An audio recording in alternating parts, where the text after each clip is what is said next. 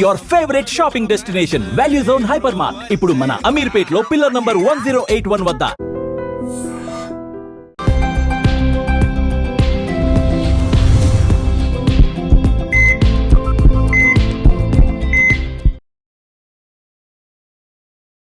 నమస్తే, welcome to healthy conversations with IT media. నేను మీ Jhansi. So ఈరోజు మనతో ఉన్నారు వంటింటి చిట్కాలకు కేర్ ఆఫ్ అడ్రస్ అయిన మధుసూదన్ శర్మ గారు, ఎండి ఆయుర్వేద.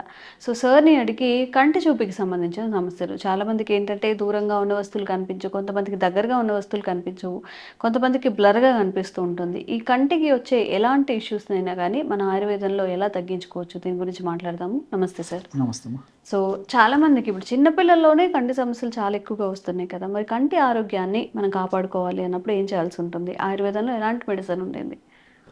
మీరు అన్నట్లు చిన్న వయసులోనే ఈ కంటి సమస్యలు, నేత్ర సమస్యలు, ఐ డిజార్డర్స్ మొదలవుతున్నాయమ్మా.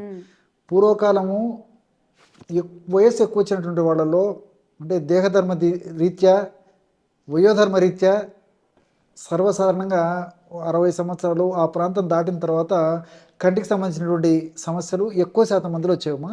కానీ ఈ రోజుల్లో వివిధ రకాల కారణాల రీత్యా చిన్న వయసు నుంచే ఈ కంటికి సంబంధించినటువంటి సమస్యలు, సో దగ్గర వస్తువులు కనిపించకపోవడము, దూరం వస్తువులు కనిపించడము, మీరు అన్నట్లు బ్లర్గా ఉండడము, అదేవిధంగా ఈ కంటికి సంబంధించినటువంటి అనేక రకాలైన ఇతర జబ్బులు రావడము, అదే ఇట్లా రకరకాలుగా ఈ యొక్క కంటికి సంబంధించినటువంటి సమస్యలు కలుగుతుంటాయమ్మా.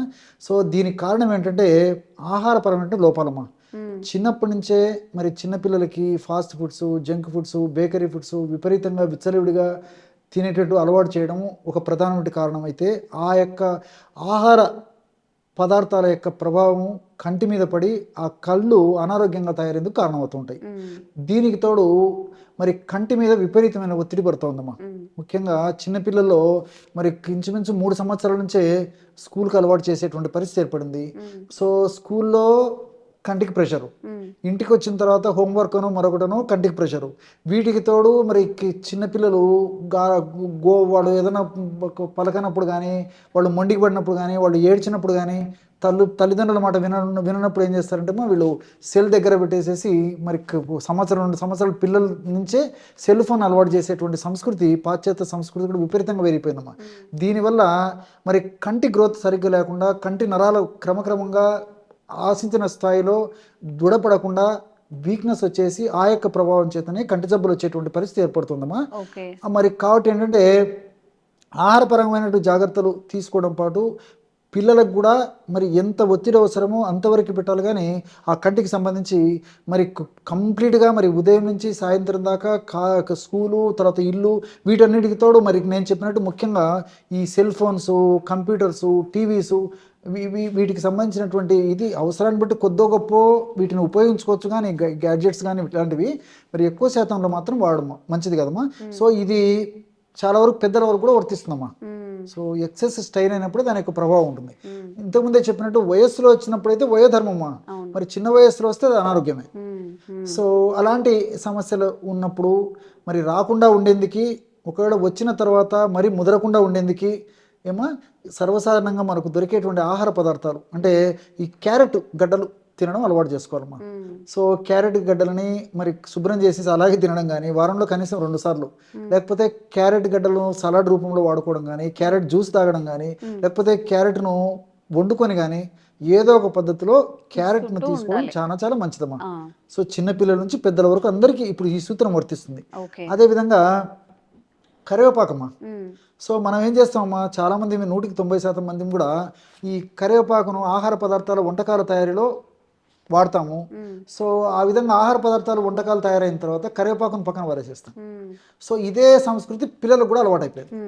పెద్దలన్నా కాస్త కూస్త చెప్తే తినేటువంటి పరిస్థితి ఉంటుంది, కానీ చిన్నపిల్లలు కంప్లీట్గా పక్కన వారేసేటువంటి పరిస్థితి ఏర్పడుతుంది. దానివల్లనే ఈ కంటికి సంబంధించిన జబ్బులు చిన్న వయసు నుంచే ఎక్కువ కావడం మొదలవుతుందమ్మా. సో చిన్నపిల్లలకి ఏంటంటే కనీసం ఖచ్చితంగా ఈ యొక్క కరివేపాకును తినిపించడం అలవాటు చేసుకోవాలి.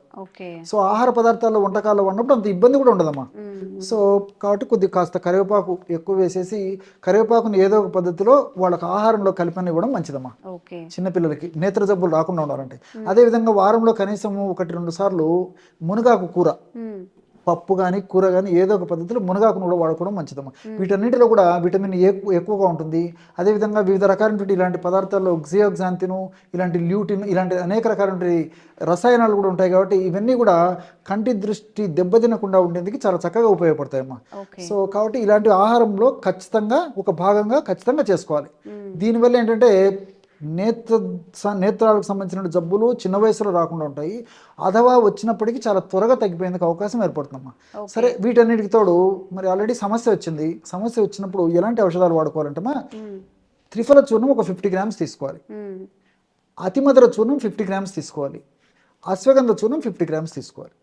సో త్రిఫల చూర్ణము, అతిమధుర చూర్ణము, అశ్వగంధ చూర్ణం ఒక్కొక్కటి 50 గ్రామ్స్ చొప్పున తీసుకోవడం వల్ల టోటల్గా 150 గ్రామ్స్ ఔషధం రెడీ అయిపోతుంది.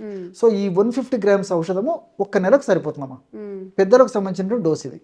సో ఎలా వాడుకోవాలంటేమా, ఈ 3 పదార్థాలు బాగా కలిపేసి ఒక గాజు సీసాలో నిల్వ ఉంచుకొని రోజు ఉదయం ఆహారానికి ఒక అరగంట ముందు, రాత్రిపూట ఆహారానికి ఒక అరగంట ముందు 1/2 టీ స్పూన్ ఈ యొక్క చూర్ణాన్ని తగినంత స్వచ్ఛమైనటువంటి ఆవు నెయ్యి, ఒకవేళ ఆవు నెయ్యి దొరకకపోతే స్వచ్ఛమైనటువంటి గేదె నెయ్యి, ఒకవేళ ఇలాంటి గేదె నెయ్యి ఇలాంటి వాడకూడనటువంటి వాళ్ళు, మరి ఆవు నెయ్యి స్వచ్ఛత దొరకకపోయినటువంటి వాళ్ళు కానీ, నెయ్యి అంటే భయపడేటువంటి వాళ్ళు కానీ, ఇలాంటి వాళ్ళు ఎవరైనా ఉంటే మరి నెయ్యి బదులు నెయ్యికి ప్రత్యామ్నాయంగా తేనెను కూడా వాడుకోవచ్చు అనమాట.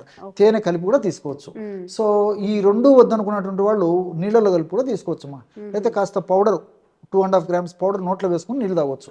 సో రోజుకి 5 గ్రాములు, ఉదయం పూట 1/2 టీ స్పూన్ అంటే 2.5 గ్రాము, రాత్రి పూట 1/2 టీ స్పూన్ అంటే 2.5 గ్రాము, రోజు 5 గ్రాముల చొప్పున వాడుకుంటే నెలకు 150 గ్రాములు అవుతుందమ్మా. మళ్ళీ తయారు చేసుకుని వాడుకోవాలి.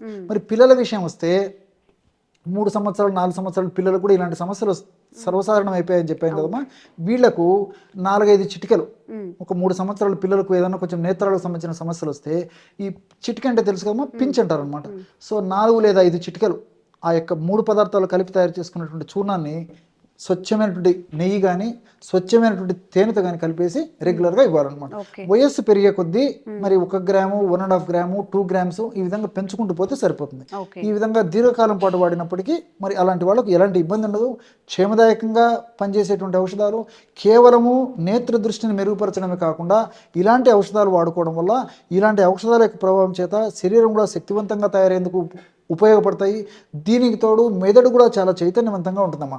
పెద్దలకు కానీ పిల్లలకు కానీ ఈ రోజుల్లో వివిధ రకాలైన కారణాల రీత్యా మరి మెదడులో వివిధ రకాలైనటువంటి హానికారకమైనటువంటి రసాయన పదార్థాలు తయారైపోయి ఆ యొక్క ప్రభావం చేత మెదడుకు సంబంధించినటువంటి అనేక రుగ్మతలు, జ్ఞాపక శక్తికి సంబంధించి, ఏకాగ్రతకు సంబంధించిన లోపాలు, జ్ఞాపక శక్తికి సంబంధించినటువంటి లోపాలు, అదేవిధంగా కొంతమందికి పిల్లలకు మాట స్పష్టత లేకపోవడము, కొంతమందిలో నత్తి ఉండేటువంటి పరిస్థితి ఏర్పడము, అదేవిధంగా మరి ఇంకో కొంతమందిలో మరి చిన్న వయసులోనే ఈ పార్కిన్సన్స్, ఈ వణుకుడు జబ్బు రావడము, తలనొప్పి రావడం, ఇలాంటి అనేక రకాలైన సమస్యలు కూడా మరి రాకుండా ఉండేందుకు, వచ్చినటువంటి సమస్యలు చాలా త్వరగా తగ్గేందుకు కూడా ఇప్పుడు నేను చెప్పినటువంటి ఔషధం చాలా చక్కగా ఉపయోగపడుతుంది కమ్మా.